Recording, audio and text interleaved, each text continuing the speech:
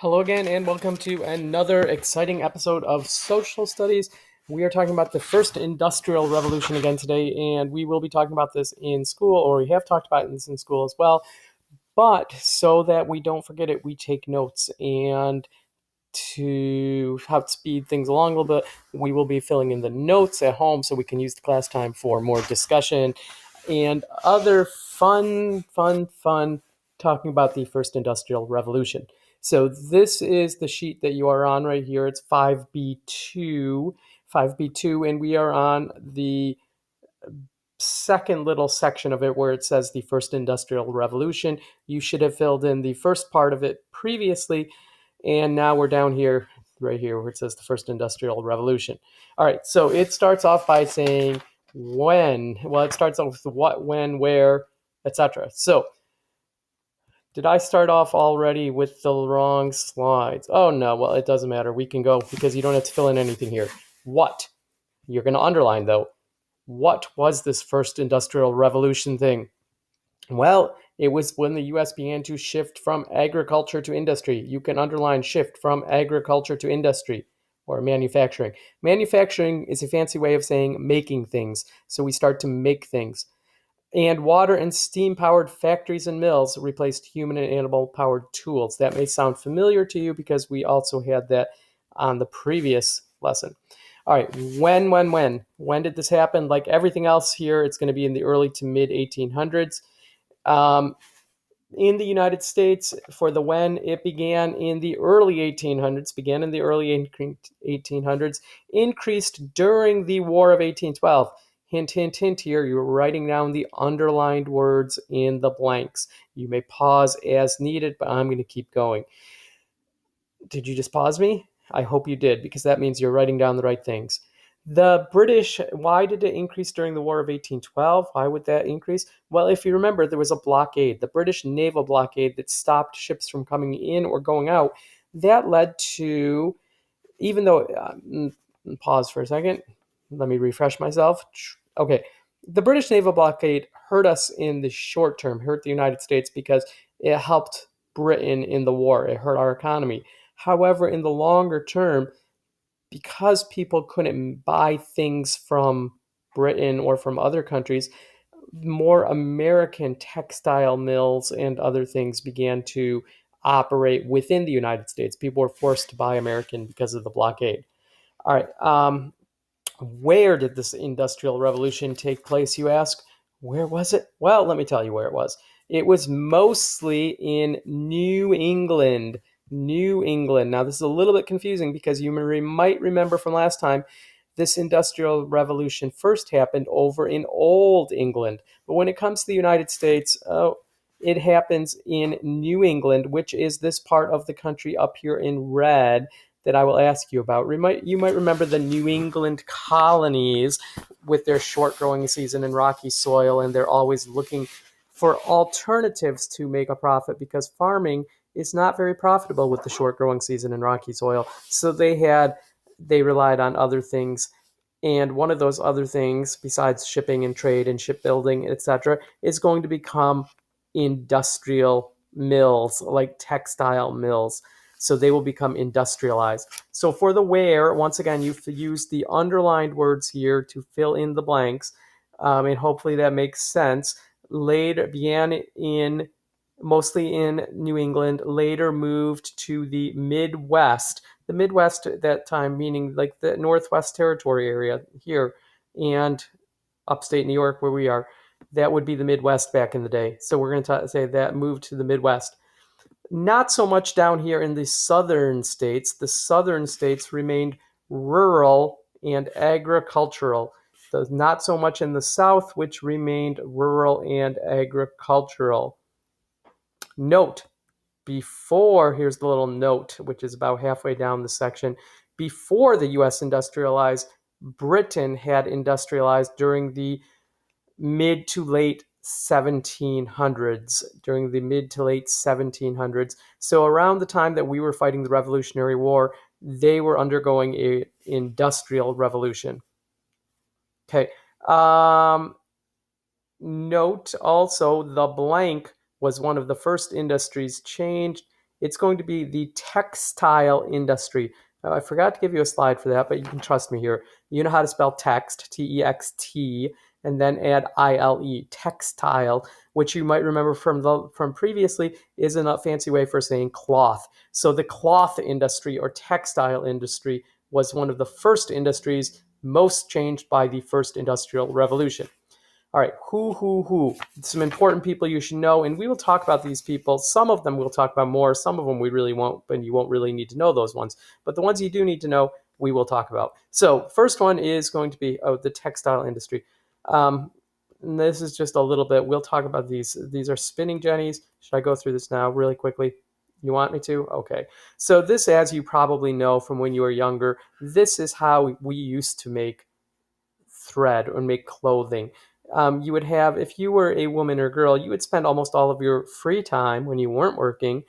You would be sitting at a spinning wheel spinning thread. Because if you think about how much thread goes into making cloth or how much yarn goes into making some type of fabric, and then how much you need for clothing, it's quite a bit. So you would always be spinning thread. And then grandma here, or someone, this is a weaving loom, a loom to weave the thread into cloth. Perhaps you have made like pot holders. They used to have these cool little kits that you could make pot holders out of, or little other things. I don't know what else you could do with them, but you could weave little things, and they were actually really cool. All right. Over in England, 1767, James Hargreaves invents this thing called the spinning jenny. The spinning jenny was a hand operated tool, them human powered. They would crank this thing, and it was a way of making lots of lots of spools of thread at the same time. It was a spinning engine. That's what the jenny is probably stands for. Now, some people didn't like this idea, this new technology, because there were some people who made a living by making thread in their homes, and these thread makers got together when they heard about this technology that was going to put them out of business, and they did not like it. They broke into James Hargreaves' house and smashed his spinning jenny. Fortunately, he remembered how. He built another one and moved to another nicer neighborhood, and the spinning revolution began.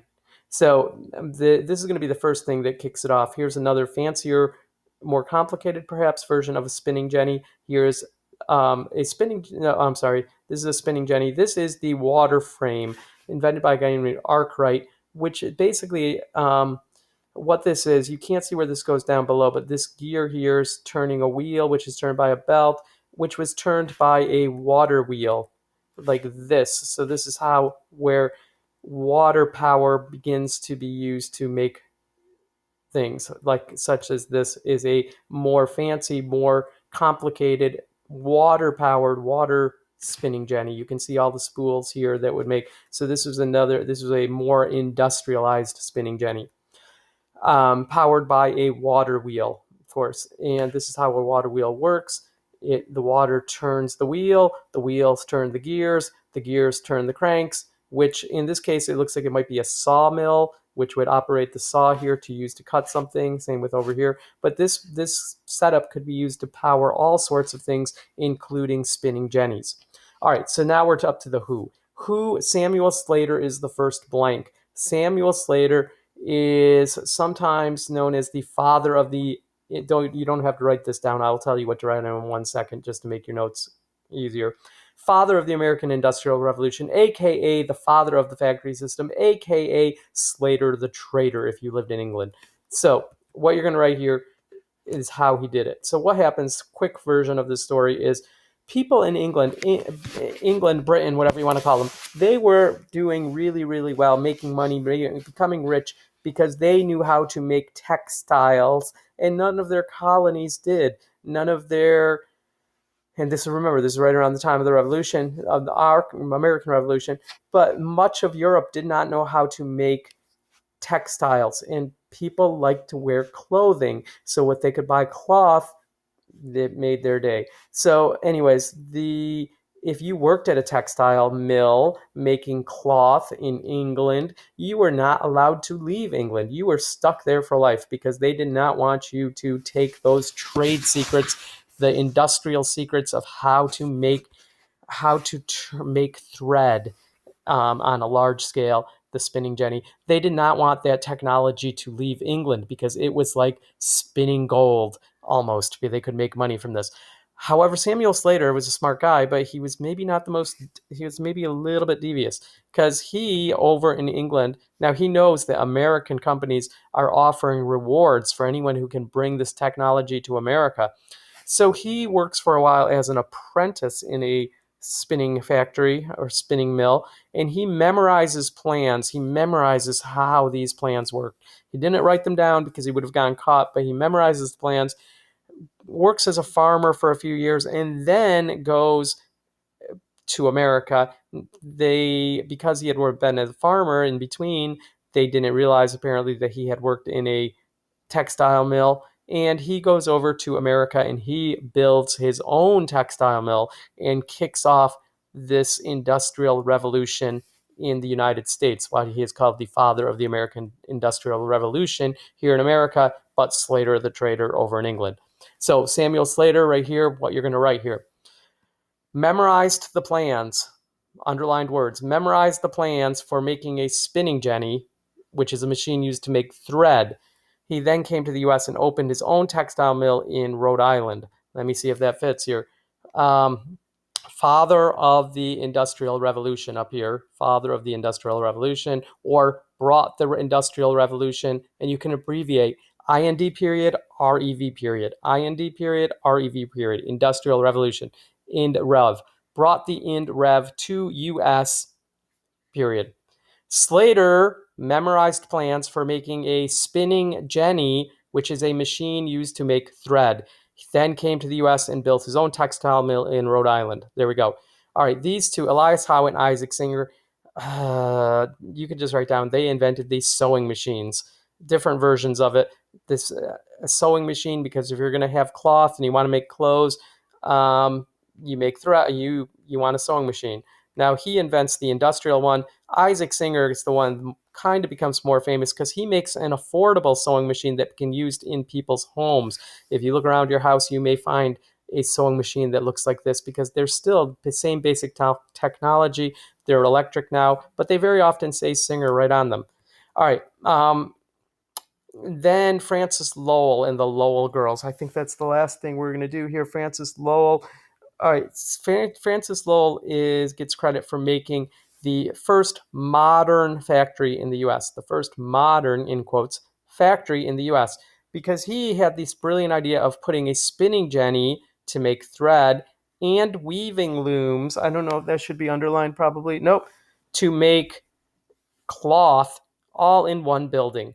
And to work in these buildings, to work in these modern factories where you take the raw material in and you come out with a finished product of cloth, he needs workers. So he hires girls because it was hard to find good workers. The boys were busy farming and stuff, but the girls, they were kind of done with school, not much to do. They couldn't go to college or anything. So he hires them to work in his mills. They became known as Lowell girls or mill girls, young women, usually age 13 to early 20s, who worked in the textile mills and lived in company dorms.